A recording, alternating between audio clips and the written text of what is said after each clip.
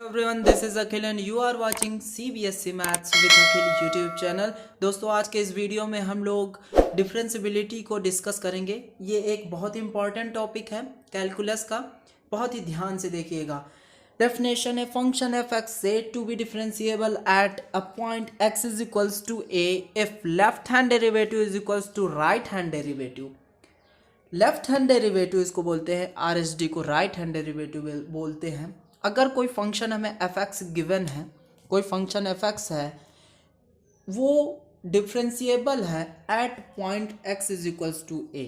X is equals to A पे वो function differentiable है, तो क्या होना चाहिए? उसका left hand derivative right hand derivative के इक्वल होगा। ठीक है, ये तो बेसिक डेफिनेशन है जो आपको हर बुक में दिखाई देने वाली है। ठीक है, तो कंडीशन है कि left hand derivative right hand derivative के इक्वल होगा, तब ये फंक्शन डिफरेंशिएबल होगा। लेकिन डेरिवेटिव क्या होता है? डेरिवेटिव तो डेरिवेटिव का फार्मूला होता है एफ डैश एक्स। इसको आप फार्मूला ही बोल सकते हैं, F dash X is equals to limit, यहाँ पे एक्स टेंडिंग टू ए,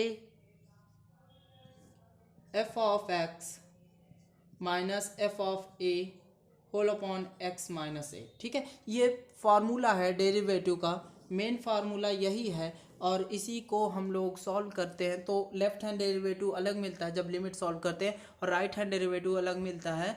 तो ये तो बाद की बात है। अभी हम लोग डिस्कस करेंगे कि डेरिवेटिव क्या होता है। इतनी देर से हम लोग डिफरेंशियबिलिटी और डेरिवेटिव की बात कर रहे हैं, अब हम आपको बताएंगे एक्चुअली डेरिवेटिव होता क्या है। डेरिवेटिव कुछ नहीं होता, डेरिवेटिव स्लोप है। क्या है? डेरिवेटिव स्लोप है। कैसा स्लोप है? अगर कोई फंक्शन हमें गिवन है, यहाँ पे जगह कम पड़ रही है तो मैं जगह बनाने की कोशिश करता हूँ। ओके, तो मैं आपको बता रहा था डेरिवेटिव क्या होता है। लेट से ये कोई किसी फंक्शन का ग्राफ है, ठीक है।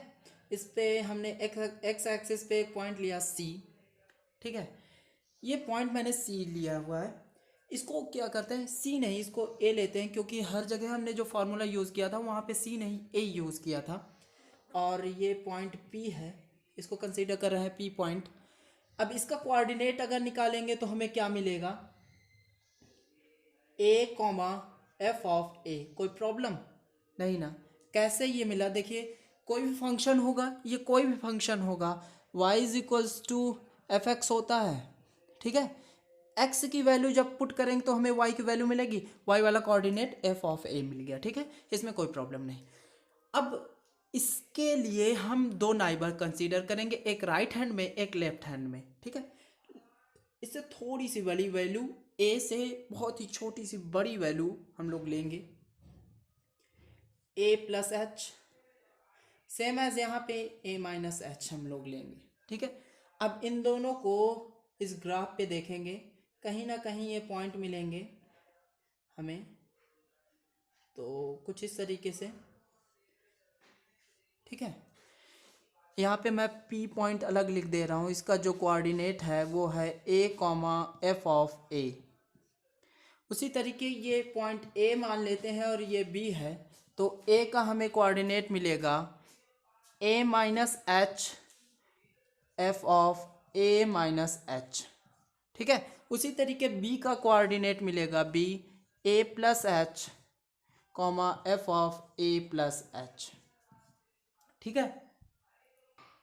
तो ये देखिए कोऑर्डिनेट्स मिल गए हैं। अभी क्या करना है कि हमें स्लोप फाइंड करना है। किसका स्लोप फाइंड करना है? ए पी का। ये जो बहुत ही छोटी, मतलब ए से बहुत ही छोटी वैल्यू मैंने ली है, तो ये अगर हम लोग कर्व देखेंगे तो हम लोग ये बहुत ही छोटी वैल्यू होने की वजह से ये एक स्ट्रेट लाइन टाइप का फॉर्म करेगा, इसलिए हम इसको स्ट्रेट लाइन मान कर क्या करते हैं, कंसीडर करके हम लोग इसका स्लोप फाइंड करेंगे। एपी का स्लोप फाइंड करेंगे। क्या? एपी का।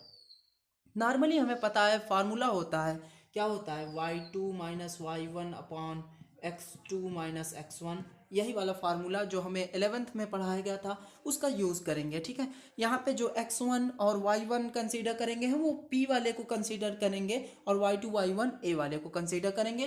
तो y2 यानी कि f of a minus H minus y1 f of a whole upon x2 a minus H minus A, कोई प्रॉब्लम नहीं यहाँ तक, ये कैंसिल हो जाएगा और मुझे मिलेगा f of A minus H minus F of A whole upon minus H. ठीक है, ये हमें मिला यहाँ से। अब सेम एज इसी तरीके पी बी, इसको भी वो उसी तरीके से एक स्ट्रेट लाइन कंसीडर करेंगे। बहुत ही छोटी वैल्यू होने की वजह, बहुत ही छोटी लाइन होने की वजह से इसको हम लोग स्ट्रेट लाइन कंसीडर कर रहे हैं। ठीक है, P B Y two minus Y one upon X two minus X one same as, तो F of A plus H minus F of A whole upon A plus H minus A. ठीक है, ये again cancel हो जाएगा और यहाँ से मिलेगा मुझे f of A plus H minus F of A whole upon h. अगर आपको याद हो तो ये लेफ्ट हैंड डेरिवेटिव था और ये राइट हैंड डेरिवेटिव था। अच्छा, ये डेरिवेटिव मैंने बताया ना कि डेरिवेटिव स्लोप होता है। क्या होता है? स्लोप होता है। उस पॉइंट पर ड्रा किया गया टेंजेंट का स्लोप होता है जिस पे हमको डेरिवेटिव फाइंड करना होता है जिस भी फंक्शन का है। ठीक है, अच्छा, हमारा जो पॉइंट था वो तो पॉइंट पी था, लेकिन हम लोग डेरिवेटिव निकाल रहे हैं ए पी का और पी बी का। ये बात तो हजम नहीं हो रही है। देखो, इसका मतलब क्या हुआ कि हम लोग ए पी और पी बी के हेल्प से पी का स्लोप फाइंड करने की कोशिश कर रहे हैं। ठीक है, यहाँ पे अगर आप ध्यान से देखें तो ए पी एक इस तरीके की लाइन है और जो पी बी है वो कुछ इस तरीके से, ये पी है, ये ए है और ये बी है। ठीक है, अगर h जो है, मैंने पहले ही बोला था कि हम h बहुत ही छोटा a से सब्ट्रैक्ट करेंगे और बहुत ही छोटी वैल्यू a में ऐड करेंगे, यानी कि अगर h टेंड हो रहा है ज़ीरो की ओर, यानी कि h ज़ीरो की ओर जा रहा है, तो ये a की ओर आएंगे। ये पॉइंट इधर की ओर सरकेगा और ये वाला इधर की ओर खिसक के आएगा और ये एक जगह कॉन्साइड हो जाएंगे a पे, जिसकी वजह से अगर आप इमेजिन करिए इसको धीरे धीरे बी को हम यहाँ नीचे लाएं और ए को थोड़ा थोड़ा ऊपर ले जाएं, तो ये दोनों स्लोप अलग अलग फाइंड किए गए हैं ना, ये दोनों इक्वल हो जाएंगे। ठीक है, ये किसी ना किसी पॉइंट पे जाके इक्वल हो जाएंगे और वो पॉइंट कौन सा होगा? ये पॉइंट पी वाला होगा। ठीक है, अगर ये पी वाला पॉइंट होगा जिस पे ये दोनों स्लोप इक्वल हो जाएंगे, तब इसका मतलब ये जो स्लोप हो जाएगा वो पी पॉइंट का स्लोप हो जाएगा। अगर ये पी पॉइंट का स्लोप हो जाएगा तो यही तो हम फाइंड करना चाहते थे। हमारा जो डिफरेंशियबिलिटी का डेफिनेशन होता है वो ये भी तो होता है कि अगर कोई हमें फंक्शन गिवन है उस पे किसी पॉइंट पे टेंजेंट ड्रा किया गया है और जो टेंजेंट का स्लोप है वही है हमारा डेरिवेटिव, तो हम डेफिनेशन तक अपने पहुंच गए। इसीलिए जो हमें बताया जाता है left hand derivative right hand derivative के इक्वल होना चाहिए। ठीक है, केवल यही रीज़न है कि ए पी और बी पी को हम इक्वल कर रहे हैं। ठीक है, ये दोनों जब इक्वल होंगे तभी हम पी पॉइंट का स्लोप फाइंड कर पाएंगे और तभी हम उस पॉइंट पे डेरिवेटिव फाइंड कर पाएंगे। ठीक है, तो इसीलिए हम लोग इन बातों का ध्यान रखते हैं कि एल एच डी बराबर होना चाहिए आर एच डी के। ये हुई बात डेरिवेटिव और डिफरेंशियबिलिटी की। ठीक है, अब डिफरेंशिएशन क्या होता है? यही जो प्रोसेस है, हम जो डेरिवेटिव फाइंड करने का जो प्रोसेस है इसी को हम लोग डिफरेंशिएशन कहते हैं। ठीक है, अब हम कुछ स्टैंडर्ड फार्मूला है जिनको डिस्कस करेंगे नेक्स्ट वीडियो में। हम लोग कुछ बहुत ही स्टैंडर्ड फार्मूलाज हैं जिनको आपको याद रखना है, उनको डिस्कस करने वाले हैं। ठीक है, तब तक के लिए bye, tata and take care.